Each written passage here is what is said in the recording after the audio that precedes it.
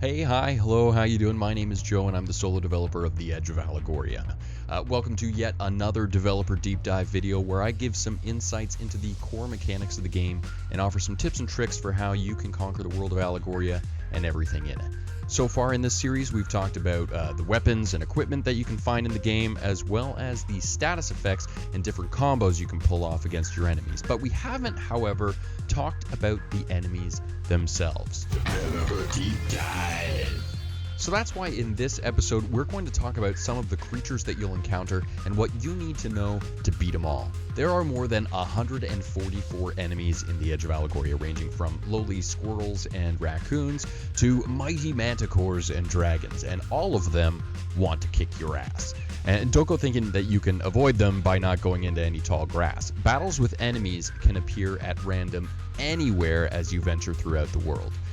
You know, you'll be fine as long as you're safely within the borders of a town, of course, but the second that you step out onto a route or into a dungeon, there's nothing you can do to keep the monsters from attacking you. These encounters are based on how many steps you take, so the longer you walk for, the more likely an encounter will appear. Also, as you level up from defeating all the monsters, encounters will start to become less frequent, which is probably because you keep killing them all and there aren't as many left anymore. Speaking of leveling up, as you level up and get stronger throughout your adventure, enemies will begin to dynamically scale to within the range of your character's level when you enter a new area for the first time. So this means all you beautiful people out there who love to grind and get your character nice and beefy before progressing might want to think twice, because it's not going to make a difference. And for those of you who appreciate a bit of a challenge and want to revisit previous areas in the game with updated enemy levels, there's actually a place you can visit to reset the level scaling and bring everything more in line with your character. Now, when you enter a battle, and you will enter a battle, the first thing you'll notice, aside from my fantastic pixel art, is the little exclamation at the bottom of the screen. Now, while they may appear to be silly little bits of text to add some flavor, they actually have a second purpose. Enemies are split into different categories behind the scenes that actually determine how likely you are to be able to escape from battle if you choose to. When this text is more tame, you're pretty much guaranteed to be able to escape. These are typically normal animals like deer or rabbits that are usually pretty weak and timid anyways. And then there's enemies like trolls, wendigos, or hydras that are a little bit more intimidating. When your character starts swearing and accepting an imminent demise, it's more likely that you won't be able to get away. Also, of course, enemies like mimics and bosses have no chance of escape, so there isn't even any reason to try. You can try, you just probably shouldn't.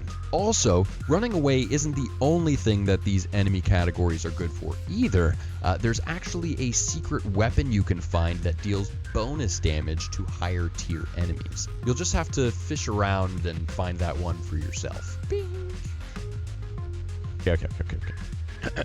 Now, at the end of each battle, once you've emerged victorious, of course, you'll receive an item as a reward for your efforts. And most of the time, enemies will drop junk like tails, horns, claws, or teeth, but occasionally you'll pick up useful healing items as well.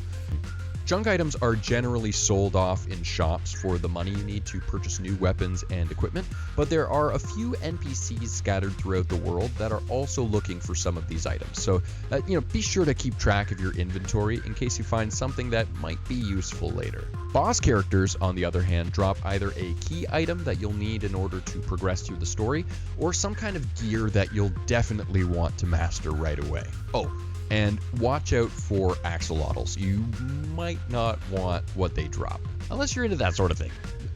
No judgment. I like things a little rough, too, once in a while. Lastly, when you encounter an enemy for the first time, a little description will be added to the bestiary.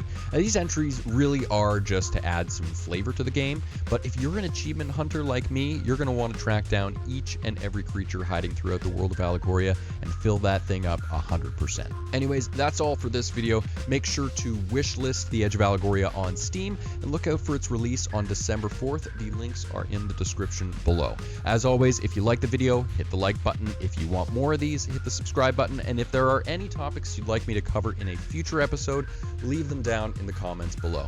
Thank you all for watching, and I'll see you in the next one. Peace. Developer Deep Dive.